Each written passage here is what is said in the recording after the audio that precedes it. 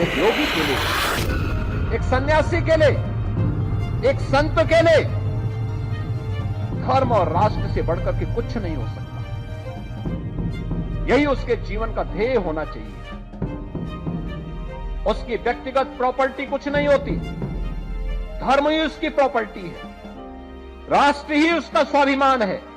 अगर कोई राष्ट्रीय स्वाभिमान को चुनौती देता है तो हमें खुल करके उसके साथ। नमस्कार दोस्तों, स्वागत है आपका अपने YouTube चैनल निगाहे इंडिया न्यूज पर। दोस्तों, उत्तर प्रदेश की राजनीति में एक बार नया मोर्चा खुलता दिख रहा है। इस बार विपक्ष नहीं बल्कि संत समाज का एक बड़ा चेहरा सीधे योगी सरकार पर सवाल खड़ा कर रहा है। वाराणसी से शंकराचार्य स्वामी अविमुक्तेश्वरानंद सरस्वती ने ऐसा बयान दिया है जो सिर्फ धार्मिक टिप्पणी नहीं बल्कि राजनीतिक चुनौती बन चुका है। माघ मेले के दौरान प्रशासन से टकराव के बाद शुरू हुआ विवाद अब गाय हिंदू पहचान और सरकार की नीतियों तक पहुंच गया है। वाराणसी के विद्या मठ में प्रेस कॉन्फ्रेंस के दौरान शंकराचार्य ने साफ कहा है कि उनके शंकराचार्य होने का प्रमाण मांगा गया, उन्होंने दे दिया। अब बारी मुख्यमंत्री की है। उनके शब्दों में सनातनी समाज मुख्यमंत्री से उनके हिंदू होने का प्रमाण मांगा जा रहा है। आज गाय सबसे बड़ा निर्यातक प्रदेश उत्तर प्रदेश है भारत में, जिसके बदौलत भारत विश्व में रैंकिंग पे दूसरे नंबर पे पहले नंबर पे जा रहा है। और सुर माने देवता, उनके तो मंदिर तोड़े जा रहे हैं, मूर्तियां तोड़ी जा रही हैं। तो जो राक्षस गाय, ब्राह्मण और देवता को क्षति पहुंचाते थे, वो काम तो आपके काम में कारण समय में हो रहा है। काम राक्षसों का है और चोला साधुओं का है। यही तो कालनेमी होता है, और कौन कालनेमी होता है। तो हमने तो उसको बता करके सिद्ध कर दिया। वो सिद्ध करें कि हमारा कौन सा काम राक्षसों जैसा है और चोला हमारा कैसे संतों का है। उन्होंने सिद्ध नहीं किया, उन्होंने केवल कह दिया, भड़ास निकाल ली अपने मन की। हम तो जो कहते हैं प्रमाण के साथ कहते हैं, तर्क के साथ कहते हैं। ये बयान सीधा राजनीतिक संदेश देता है, क्योंकि सवाल सिर्फ आस्था का नहीं उठाया गया बल्कि सरकारी नीति और नैतिक अधिकार पर उठाया गया है। शंकराचार्य ने सरकार के सामने दो ठोस मांगे रखी। यूपी में गाय को राज्य माता का दर्जा दिया जाए और प्रदेश में होने वाले मांस निर्यात पर पूरी तरह रोक लगे। अब ये मांग ऐसे समय में आया है जब यूपी खुद को धार्मिक, पर्यटन और सांस्कृतिक राष्ट्रवाद के केंद्र के रूप में स्थापित करने की कोशिश में है। यही शंकराचार्य ने सरकार को सबसे असहज स्थिति में लाकर खड़ा कर दिया।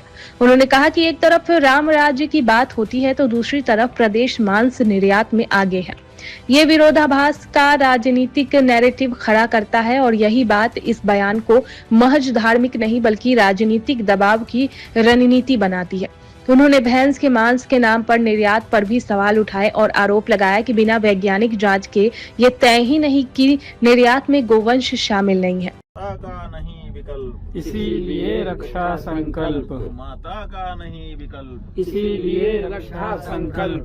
गौ माता का नहीं विकल्प, इसीलिए रक्षा संकल्प। माता का नहीं विकल्प, इसीलिए रक्षा संकल्प। गौ माता का नहीं विकल्प, इसीलिए रक्षा संकल्प। रक्षा को करेंगे चोट, गौ रक्षा पर देकर वोट। गौ हत्यारों पर करेंगे चोट, गौ रक्षा को देकर वोट। गौ हत्यारों पर करेंगे चोट। गौ रक्षा को देकर वोट। इसीलिए रक्षा संकल्प। माता का नहीं विकल्प, इसीलिए रक्षा संकल्प। हत्यारों पर करेंगे चोट। गौ रक्षा को देकर वोट। गौ हत्यारों पर करेंगे चोट। गौ रक्षा को देकर वोट। गौ हत्यारों पर करेंगे चोट। गौ रक्षा को देकर वोट। ये आरोप सीधे प्रशासनिक व्यवस्था और निगरानी तंत्र पर सवाल खड़ा करता है।